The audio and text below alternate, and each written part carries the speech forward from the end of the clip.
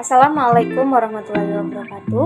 Pada video kali ini saya akan membahas tentang badai geomagnetik. Sebelumnya, perkenalkan saya Sylvia Gusri Adea dengan NIM 21231098. Pokok bahasan yang akan dibahas pada video kali ini yaitu yang pertama analisis kasus, kemudian medan magnet, kemudian badai geomagnetik, serta kesimpulan. Yang pertama yaitu analisis kasus. Badan Cuaca Pemerintah Amerika Serikat (USGS) mengumumkan adanya serangkaian badai geomagnetik ringan atau badai matahari yang menghantam bumi pada 14 sampai 15 Maret 2022 lalu. Badai geomagnetik tidak menyebabkan kerusakan di bumi, kecuali kemungkinan mengacaukan transmisi radio dan mempengaruhi stabilitas jaringan listrik di lintang tinggi. Badai juga berdampak pada aurora borealis, yaitu fenomena alam yang menghasilkan pancaran cahaya di langit dapat terlihat di bintang yang lebih rendah dari biasanya. Administrasi Kelautan dan Atmosfer Nasional AS atau NOAA mengatakan kemungkinan itu berada pada sejauh bagian selatan New York dan Idaho. Badai geomagnetik ini masih dalam level G1 yang artinya terendah dari 5 klasifikasi badai matahari. Menurut survei Geologi Amerika Serikat atau United States Geological Survey atau USGS, agensi ilmiah pemerintah Amerika Serikat ini mengidentifikasi dampak badai geomagnetik di seluruh dunia. Berikut dampaknya. Yang pertama, karena badai dapat memanas dan mendistorsi ionosfer yang bergantung pada komunikasi radio jarak jauh, sistem penentu posisi global atau GPS mungkin menjadi tidak akurat. Karena pertumbuhan ionosfer, pergerakan orbit satelit mungkin menjadi lebih sulit.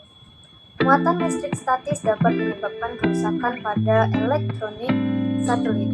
Pemadaman listrik dapat terjadi akibat lonjakan tegangan. Setelah menganalisis kasus, kita perlu mengetahui terlebih dahulu apa itu medan magnet dan badai geomagnetik. Medan magnet merupakan medan gaya yang berada di sekitar benda magnetik atau di sekitar benda konduktor berarus. Medan magnet ini disebut juga dengan medan geomagnetik. Medan geomagnetik adalah medan magnet yang menjangkau dari bagian dalam bumi hingga ke batas di mana medan magnet bertemu radiasi matahari. Misalnya, medan magnet bumi bervariasi antara 25 hingga 65 mikrotesla atau 0,25 hingga 0,65 Gauss. Kutub-kutub medan magnet bumi diperkirakan miring 10 derajat terhadap aksis bumi dan terus bergerak sepanjang waktu akibat pergerakan besi paduan cair di dalam inti luar bumi. Kutub magnet bumi bergerak begitu lambat sehingga kompas masih dapat berfungsi dengan baik sejak digunakan pertama kali pada abad ke-11 Masehi. Namun, setiap beberapa ratus ribu tahun sekali, kutub magnet bumi berbalik antara utara dan selatan. Kebalikan ini terekam di dalam pola bebatuan purbakala bumi yang mengandung unsur yang bersifat feromagnetik. Pergerakan lempeng benua juga dipengaruhi oleh medan magnet. Selanjutnya yaitu peran medan magnet. Peran medan magnet bumi yaitu medan magnet bumi memantulkan sebagian besar angin matahari, yaitu arus partikel bermuatan dari matahari yang mampu mengionisasi lapisan atmosfer bumi. Gas-gas yang terkena angin matahari dapat terperangkap dalam gelembung medan magnet yang dapat terbawa arus angin matahari, sebuah proses yang mungkin pernah terjadi di planet Mars. Manusia telah menggunakan kompas yang bergantung pada medan magnet bumi untuk menentukan arah sejak abad ke-11 Masehi. Hewan juga diketahui memanfaatkan medan magnet bumi sebagai sarana untuk bermigrasi. Variasi medan magnet bumi diketahui berhubungan dengan variasi cuaca hujan di negara tropis. Selanjutnya yaitu badai geomagnetik. Badai geomagnetik juga disebut badai magnet atau badai matahari. Adalah fenomena cuaca antariksa yang terjadi ketika pertukaran energi yang sangat efisien dari angin matahari ke lingkungan luar angkasa di sekitar bumi. Badai geomagnetik terjadi akibat masuknya angin surya cepat karena lontaran massa corona bersamaan dengan BZ medan magnetik antar planet atau IMF yang mengarah ke selatan dan menghasilkan perubahan besar pada arus, plasma, dan medan magnetosfer bumi. Badai magnet memiliki dua penyebab dasar. Yang pertama, matahari terkadang memancarkan gelombang angin matahari kuat yang disebut pelepasan massa korona. Hembusan angin matahari ini mengganggu medan magnet bumi yang mengalami osilasi kompleks. Ini menghasilkan arus listrik terkait di lingkungan luar angkasa dekat bumi, yang pada gilirannya menghasilkan variasi medan magnet tambahan yang semuanya merupakan badai geomagnetik. Selanjutnya yaitu, terkadang medan magnet matahari berhubungan dengan bumi. Hubungan magnetis langsung ini bukanlah keadaan normal, tetapi ketika itu terjadi, partikel bermuatan berjalan sepanjang garis medan magnet, dapat dengan mudah memasuki magnetosfer, menghasilkan arus, dan menyebabkan medan magnet mengalami variasi yang bergantung pada waktu. Ada berbagai kategori badai geomagnetik berdasarkan keadaannya.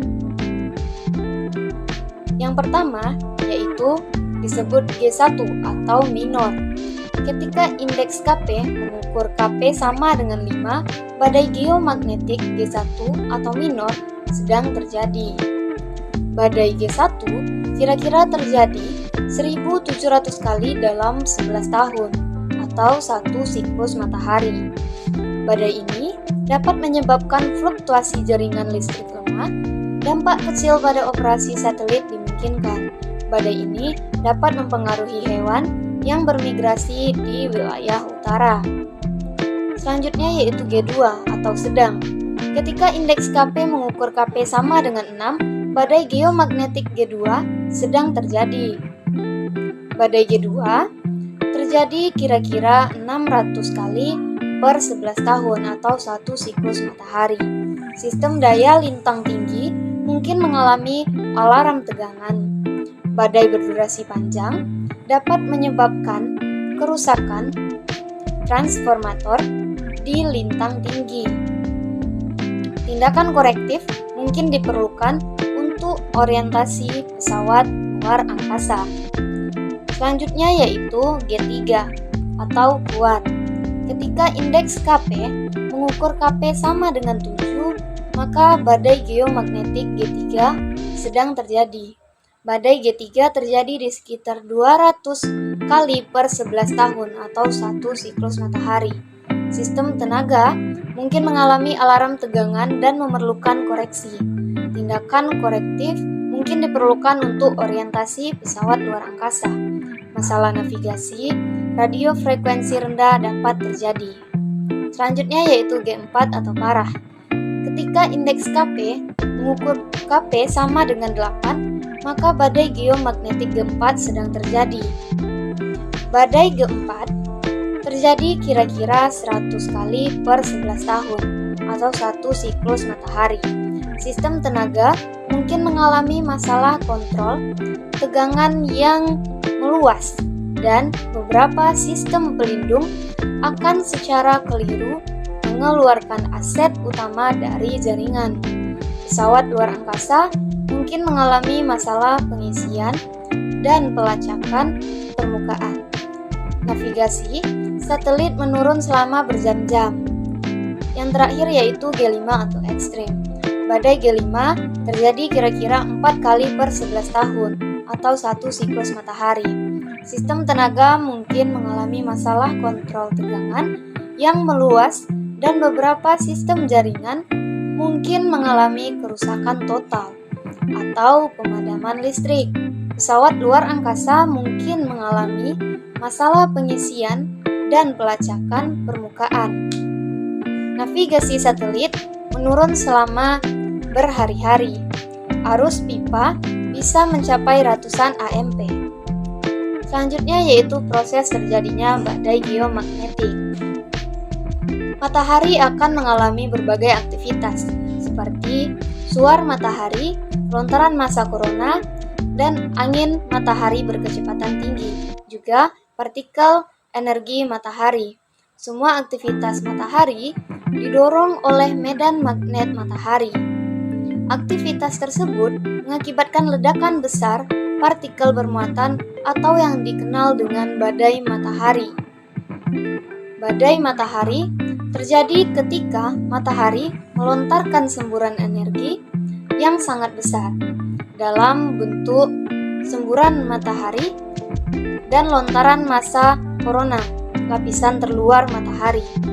Fenomena ini mengirimkan aliran muatan listrik dan medan magnet menuju bumi dengan kecepatan sekitar 3 juta mil per jam. Setelah penjelasan tadi, maka dapat disimpulkan bahwa badai geomagnetik tidak berbahaya jika masih berada pada tingkatan G1 dan G2, dan sangat berbahaya jika pada tingkatan G5 seperti pada peristiwa Carrington 1859 lalu.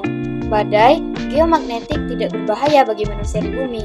Badai ini luar biasa tetapi tidak membahayakan tubuh manusia selama kita di permukaan bumi, tempat kita dilindungi oleh atmosfer bumi. Selama badai geomagnetik, orang-orang di garis lintang paling utara dan selatan di bumi melihat peningkatan tampilan aurora yang indah atau cahaya utara atau selatan. Sekian pembahasan kasus dari saya. Terima kasih. Wassalamualaikum warahmatullahi wabarakatuh.